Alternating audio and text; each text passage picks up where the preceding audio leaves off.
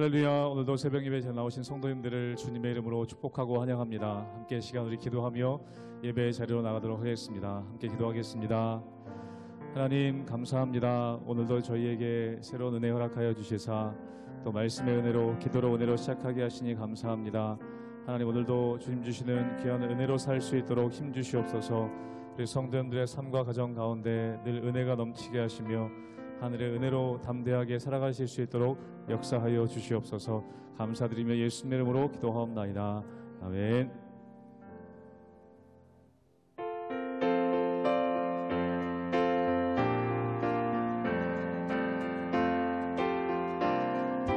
내 진정 사모하는 내 진정 사모하는 친구가 되시는 우주 예수님은 아름다워라.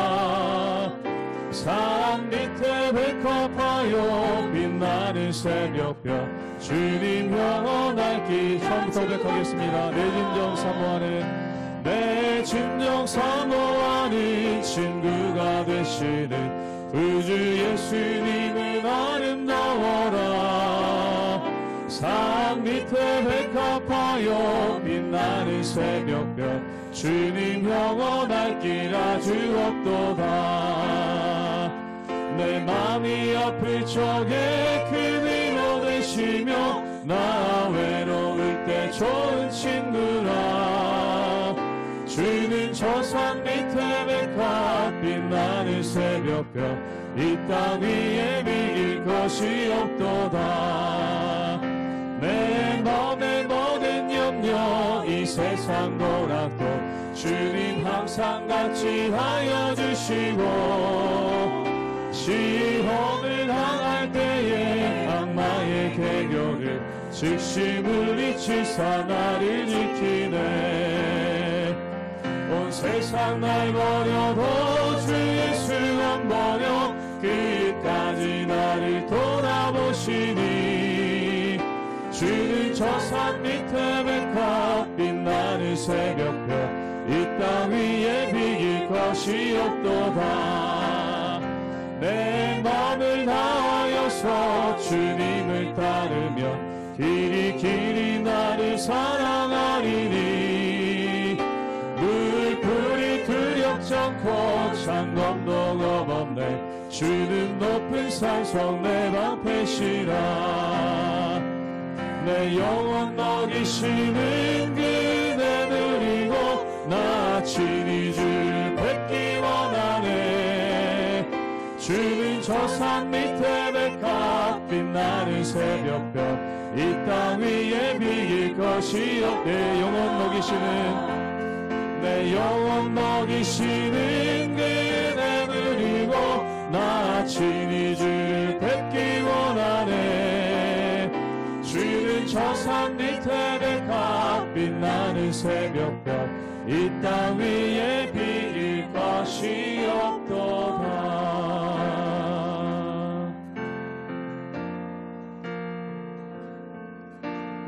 나 주님의 기쁨 되기 원하네. 내 마음을 새롭게 하소서. 새 부대가 되게 하여 주사. 주님의 빛 비추게 하소서. 나 주님의 기쁨 되기 원하네. 나 주님의 기쁨 되기 원하네. 내 마음을 새롭게 하소서.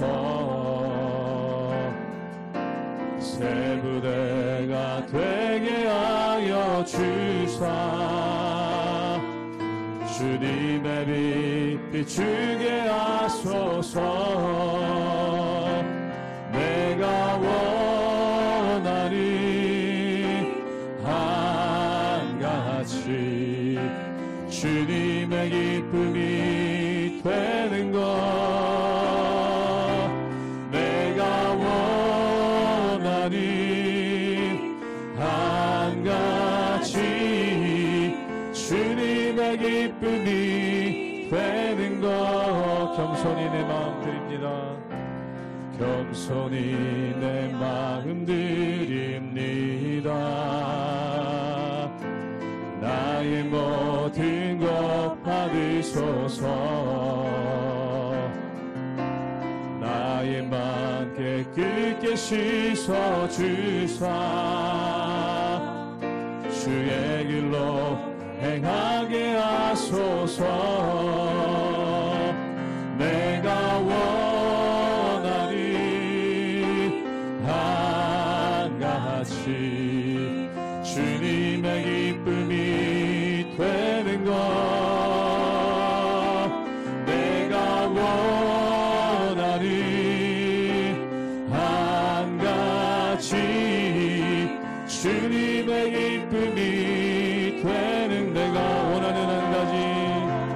내가 원하니 한가같이 주님의 기쁨이 되는 것.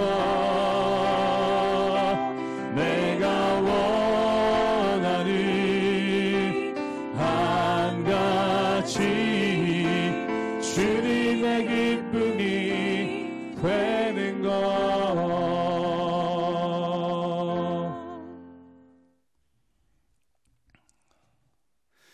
할렐루야. 우리 하나님의 은혜와 평강이 우리 성도님들 삶 가운데 날마다 가득하시기를 주님의 이름으로 축원합니다. 우리가 느헤미야 말씀을 9월부터 함께 묵상하고 있습니다.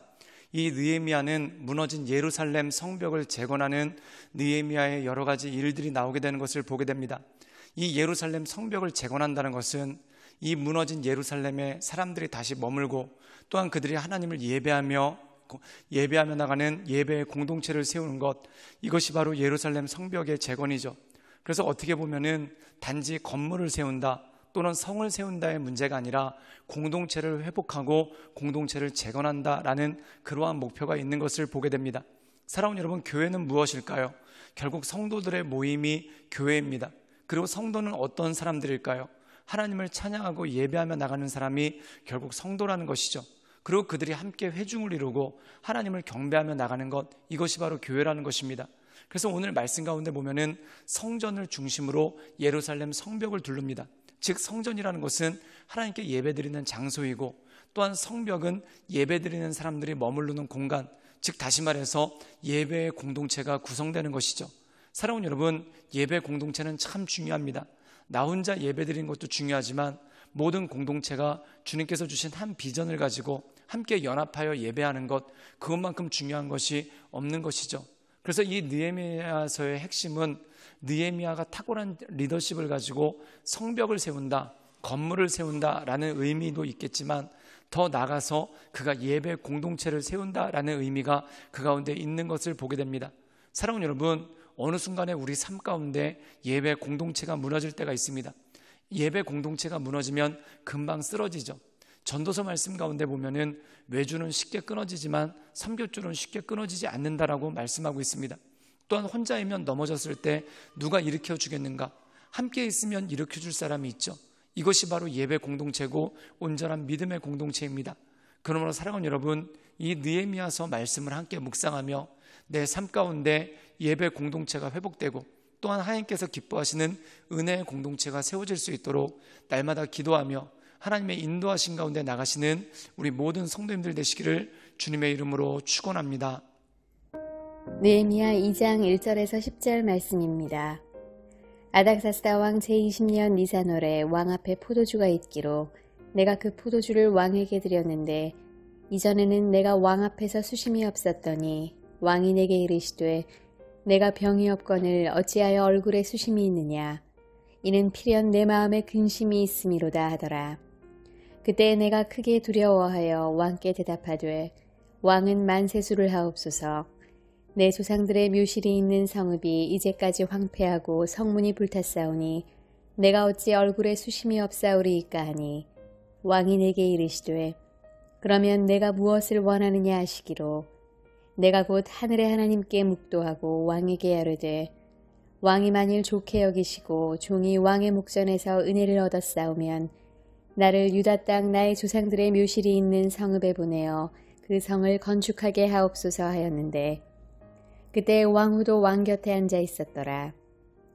왕이 내게 이르시되 내가 몇 날에 다녀올 길이며 어느 때에 돌아오겠느냐 하고 왕이 나를 보내기를 좋게 여기시기로 내가 기한을 정하고 내가 또 왕에게 아뢰되 왕이 만일 좋게 여기시거든 강서쪽 총독들에게 내리시는 조서를 내게 주사 그들이 나를 용납하여 유다에 들어가기까지 통과하게 하시고 또 왕의 삼림감독 아삽에게 조서를 내리사 그가 성전에 속한 영문의 문과 성곽과 내가 들어갈 집을 위하여 들보로 쓸 제목을 내게 주게 하옵소서 하매 내 하나님의 선한 손이 나를 도우심으로 왕이 허락하고 군대 장관과 마병을 보내어 나와 함께하게 하시기로 내가 강 서쪽에 있는 총독들에게 이르러 왕의 조서를 전하였더니 호론 사람 산발랏과 종이었던 암몬 사람 도비아가 이스라엘 자손을 흥왕하게 하려는 사람이 왔다 함을 듣고 심히 근심하더라.